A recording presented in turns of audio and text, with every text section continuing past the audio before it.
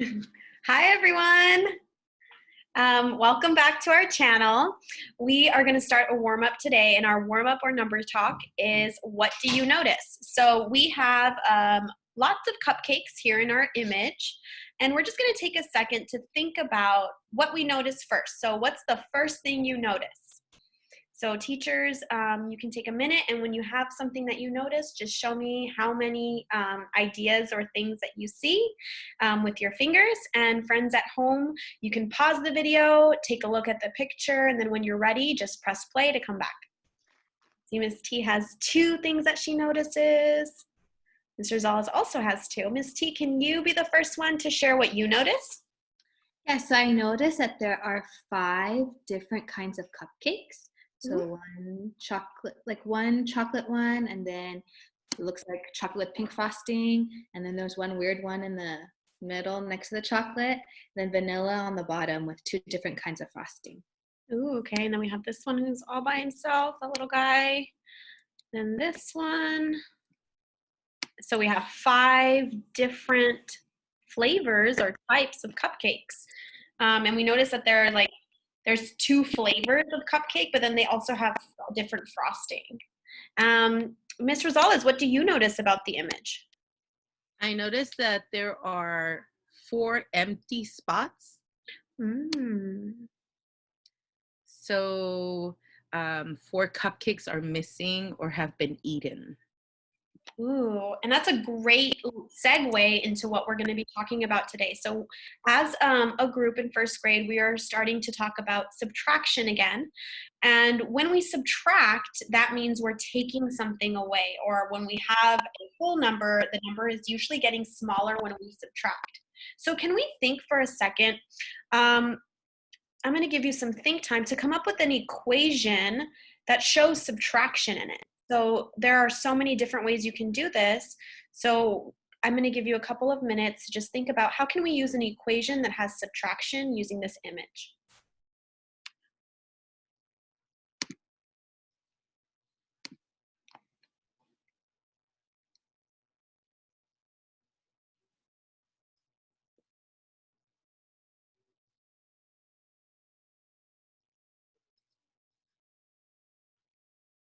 So when you're ready, just put a thumb up.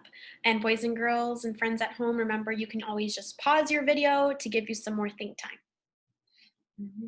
Mr. Rosales, I saw your thumb up. Are you ready? So let me quickly add some words in here. I said that there were 24 in all. That was the total number that of spots that were available for the cupcakes, and 4 of them are missing or eaten, and that leaves us with 20 left, 20 cupcakes left. And I love how you put on the bottom your rationale in words. So total, then missing cupcakes, and then how many cupcakes left. Beautiful. Thank you. Miss T, did you come up with an equation, a subtraction equation?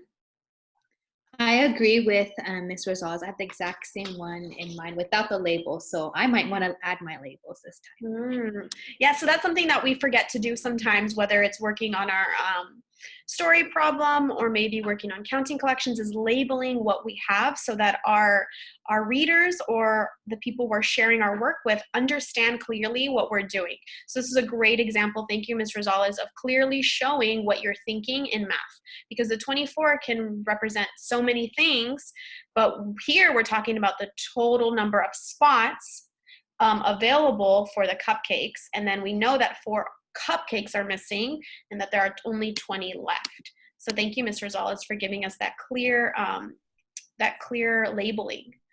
So I notice that Ms. Rosales put that she has, and so did Ms. T, that there are 20 total number of cupcakes here. And I want us to think about what's the most efficient way we can come up with the total number of cupcakes we have in this box. So we've been talking about efficiency, and remember, efficiency means 2 things, to do 2 things. It means to get the correct answer and to do something quickly.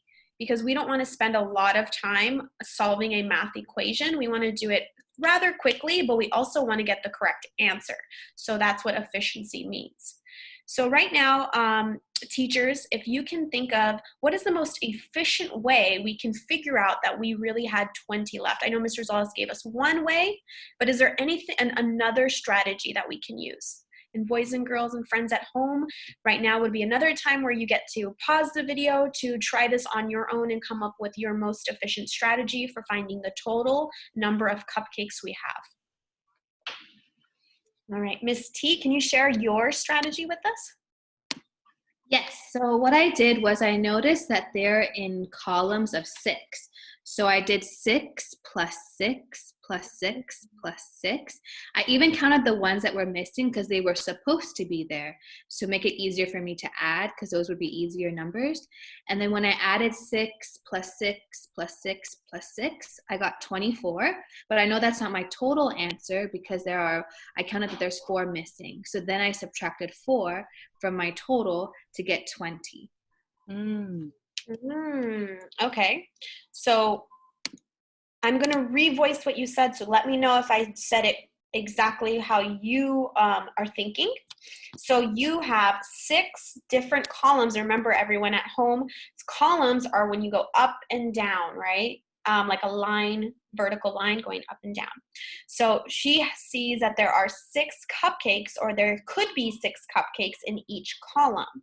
So she had 6 plus another 6 for the second column, another 6 for the third column, and then the last 6 for this fourth column. And then you had space for your answer, but then you used friendly numbers, right, to get to add your doubles. So 6 and 6 make 12. Wow. And then your other double, 6 and 6, makes 12. And you know that 12 plus 12 is 24. And that's how many we have spaces for our cupcakes to be held in. But how many cupcakes do we have? And I know you talked about that, Miss T. You said you see 4 spots that are not, that don't have a cupcake in it. So you subtracted, you said 24 minus those 4 empty spots, and it gives you 20. Awesome.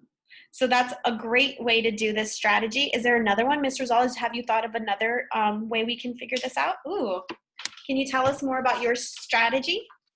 So just the cupcakes on that we see in the picture, I went ahead and circled the set of 5.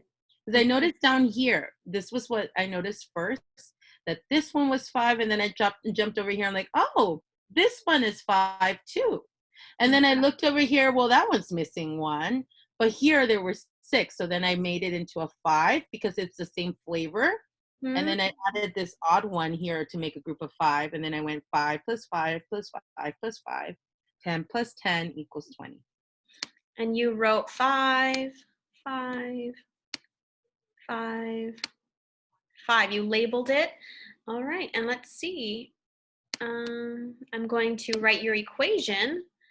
And for your equation, you added 5. So 5 for the first row, the first group right here that we see, the chocolate group, 5, and then plus the pink frosting group, and then the pink vanilla frosting group, and then our chocolate vanilla cupcakes. And then you counted by 5s. You know your 5, so you skip counted 5, 10, 15, 20, and that equals 20. So that was a very quick and efficient way to do it by 5s because that's something that we know. Ooh, actually, I see you did your doubles. You doubled it. Sorry. Something I learned from Ms. Kim and Ms. T. Doubling, yes. doubling and finding those friendly numbers, because sometimes that will really help us, and that's the quickest strategy. And I see that we both use that strategy today, so that shows me that that might be one of the most efficient ways to solve equation problems or any type of subtraction or addition problem.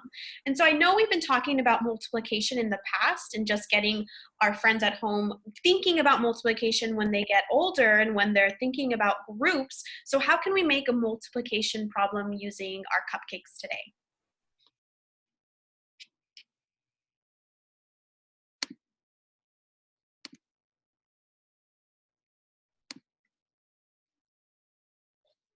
Ms. Rosales. Sorry, looking at the sets of 5 that I created, there are 4 groups of 5. So 4 times 5 equals 20. Exactly. So 4 times 5, because there are 4, 1, 2, 3, 4, 4 groups of 5, and that gives us 20. And then is there a way we can see a different multiplication problem, Ms. T? I actually agree with Ms. Rosales, but I saw that I noticed I was doing 6 times 4 because I was adding 6 4 times, but then I subtracted 4, which means I subtracted a group of 4, so which also connects with Ms. Rosales' answer, because then it gives us just 5 groups of 4 left. So 6 times 4 minus 4 equals 20 is the same as 5 times 4 equals 20. And we would use a parentheses here, right, Ms. Rosales? Yes. As you're going into 3rd and 4th and other grades, parentheses.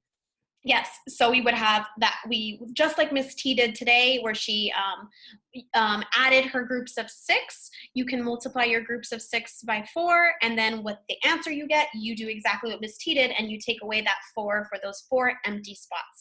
So I love that we had 2 ways of showing our thinking when it comes to our visual image here. So we did an expanded form of addition, but then we also use subtraction and multiplication today. So congratulations. And my friends at home, today when you're thinking, I want you to think about what can you do to make an equation that shows how many cupcakes you have in each row here. And so remember, rows go from side to side.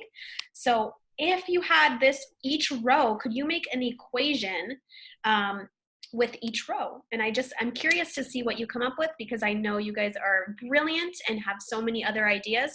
So you can type your ideas in the comments below or into Seesaw. So have a great day. We'll see you in a bit.